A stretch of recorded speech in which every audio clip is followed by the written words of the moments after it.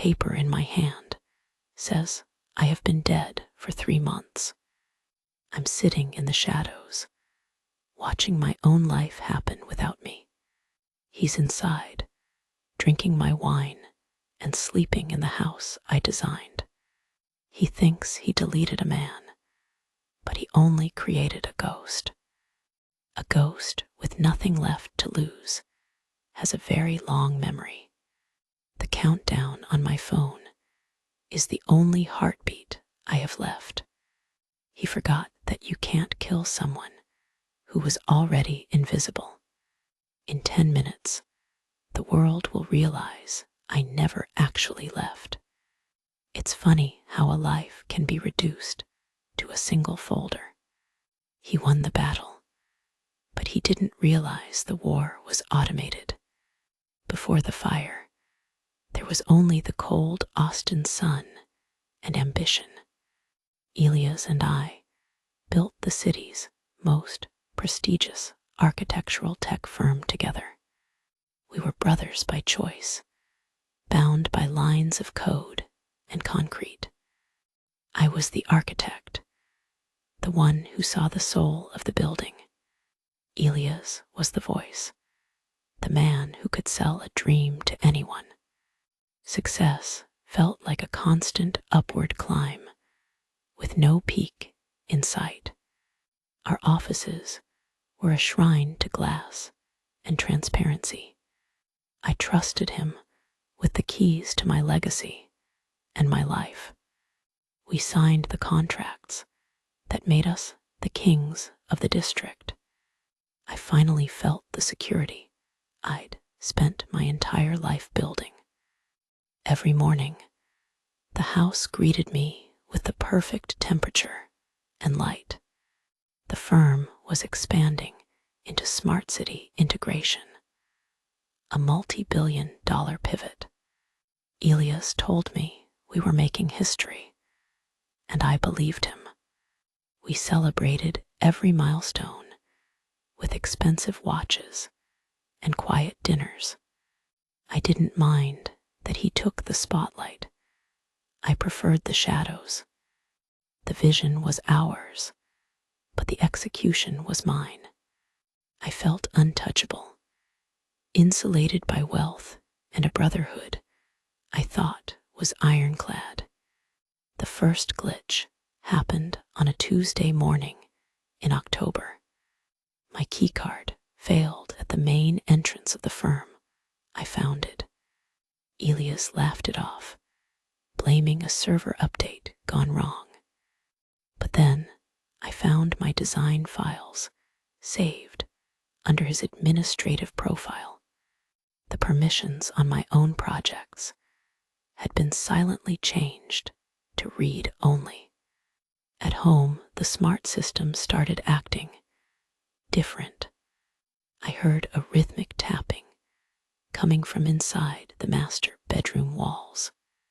It sounded like a heartbeat or a clock counting down in the insulation. I found my favorite watch at the bottom of a laundry hamper. I had no memory of putting it there or even taking it off. My journals were moved from my nightstand to the back of the pantry. I started to wonder if my mind was finally beginning to fray. Elias started looking at me with a performative, heavy-handed pity. He suggested I take a leave of absence to recharge. But the glitches weren't in my head, they were in the code. I stayed late one night and bypassed the secondary firewall. I found a hidden vault on the company's secure cloud drive. Inside were hundreds of audio files of my own voice. I played one and heard myself confessing to things I never said. The AI deepfakes were perfect, capturing every stutter and inflection. There were forged medical records showing a diagnosis of early onset dementia.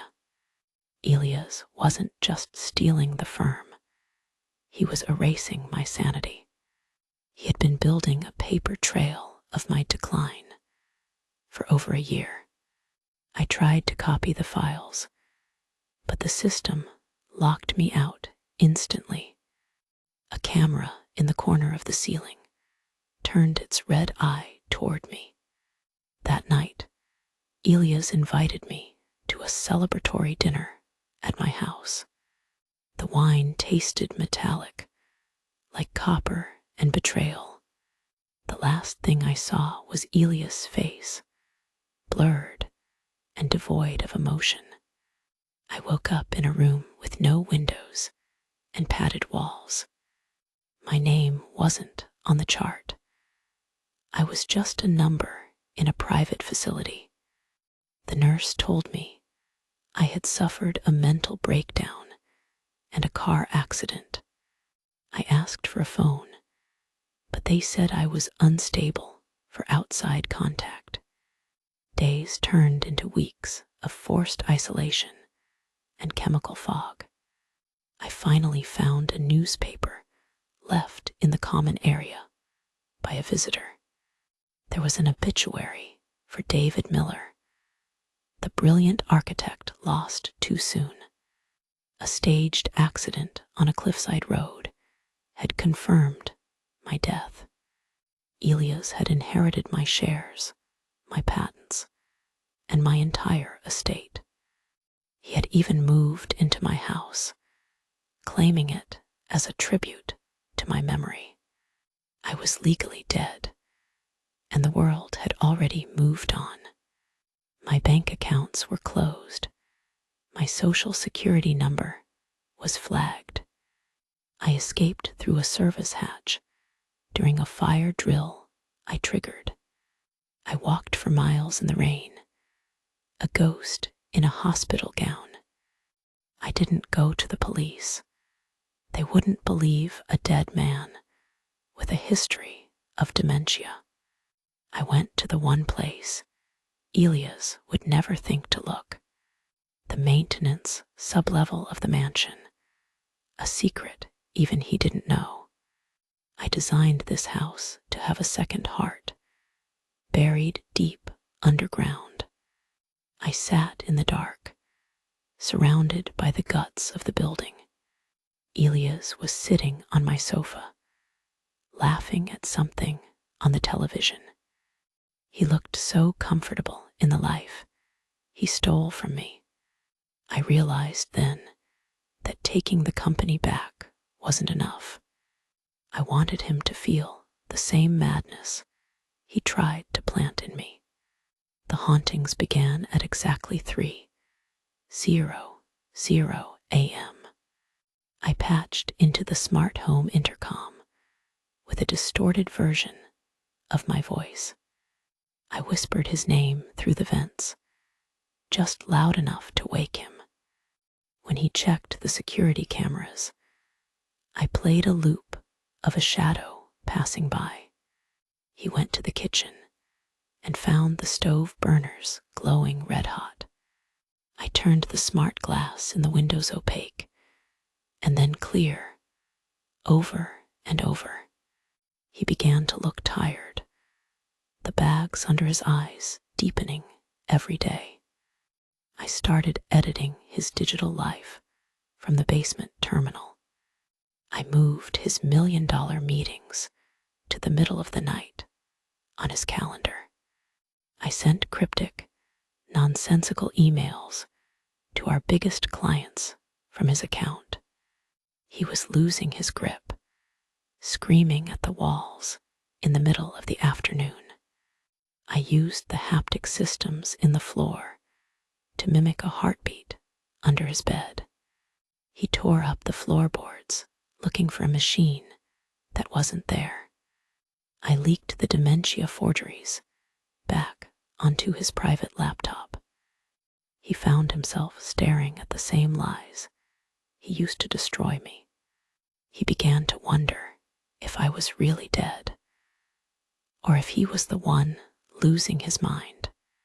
The cold clarity of being dead is a powerful weapon. I watched him drink himself into a stupor every night. I was the architect of his prison, and he was the only inmate. The anniversary of my death finally arrived. I had hidden a poison pill in the company's core encryption years ago. It was a logic bomb, waiting for a dead man's signal to detonate. At midnight, it triggered the final phase of the plan. Every piece of evidence of Elias' fraud was sent to the FBI. The forged medical records, the deepfakes, the offshore transfers, all public. I wiped his personal bank accounts and moved the funds to a trust. The trust was untraceable, encrypted behind a ghost's password. Elias stood in the middle of the living room as the sirens approached. He was screaming at the intercom, begging for me to answer. But I didn't say a word. I just let the system play a recording of my laughter. The police broke down the door as the house began its final shutdown. Elias was ruined, his reputation and his wealth gone in a single hour. They found the evidence he had hidden, now conveniently left in plain sight. The world finally knew the truth, but they still thought I was dead. And that was the most beautiful part of the design. I walked out of the maintenance tunnel and into the rainy night. I left the house, the firm, and the man I once called a brother behind.